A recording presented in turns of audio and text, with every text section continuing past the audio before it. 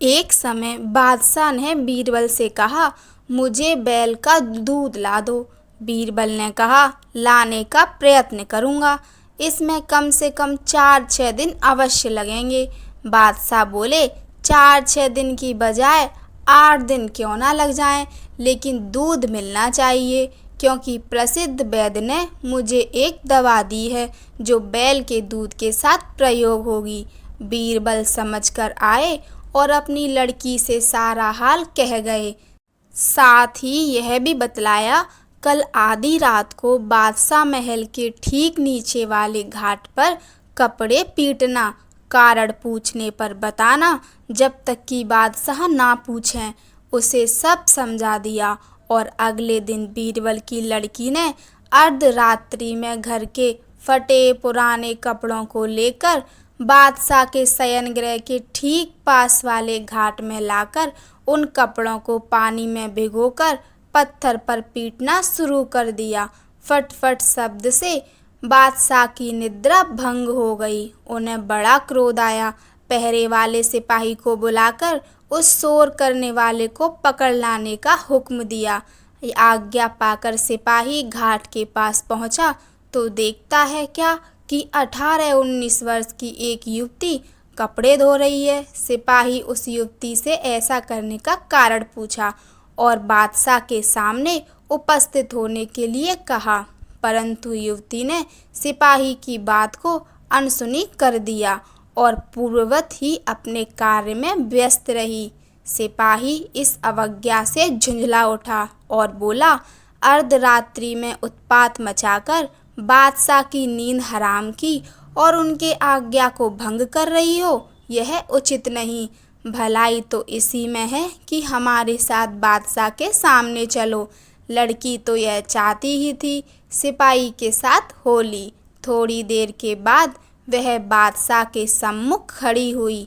बादशाह आधी रात को इस परम सुंदरी को देखकर आश्चर्यचकित रह गए।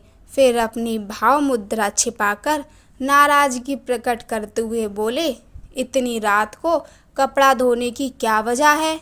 तुम कौन हो? कहाँ रहती हो? युवती ने घबराहटपूर्ण स्वर में उत्तर दिया, आली जहान, मैं लाचार होकर इतनी दूर से आई हूँ। इतना कहते कहते बादशाह के तमतमाए हुए चेहरे को देखकर युवती का धैर्य जाता रहा और लड़खड़ाती हुई जुबान में आगे और भी कुछ कहना चाहती थी, किंतु बादशाह ने उसे ढाढ़सपूर्ण शब्दों में विश्वास दिलाया कि सच बतला देने से तुम दंड मुक्त हो जाओगी। यह सुन युवती ने कहना आरंभ किया कि आज प्रातःकाल मेरे पिताजी को लड़का पैदा हुआ है। दिन भर मैं वही कामों में उलझी रही। अब जरा सा विश्राम लेने का अवकाश मिला भी था तो ख्याल आया कि कल साफ कपड़ों की आवश्यकता पड़ेगी, परंतु कुआं घर में ना होने की वजह से कपड़ा यहाँ ले आई हूँ। इन्हें कल काम में लाऊंगी। युवती का उत्तर सुनकर बादशाह और भी आश्चर्य में हुए और बोले, तुम क्या कहती हो? क्या पुरुष को कभी पुत्र उत्पन्न होते हैं? युवती ने उपयुक्त अवसर जानकर कहा, जब बैल का दूध मिलना संभव है तो पुरुष को बच्चा होना क्यों ना संभव है। अब बादशाह को अपनी बात का स्मरण हो आया और वे युवती से बोले, क्या तुम बीरबल की पुत्री हो? युवती चुप रही। मौन सम्मति लक्षणम। बादशाह समझ गए कि वह बीरबल की बुद्धिमानी है, किंतु प्रकट में बोले, तुम्हें ऐसा करने की सम्मति किसने दी? युवती बोली, श्रीमान, पिताजी की आज्ञा से ही ऐसा किया है। बादशाह बहुत खुश हुए और उसे बहुत सा धन देकर पालकी पर बैठाकर रात को ही उसके घर भिजवा दिया।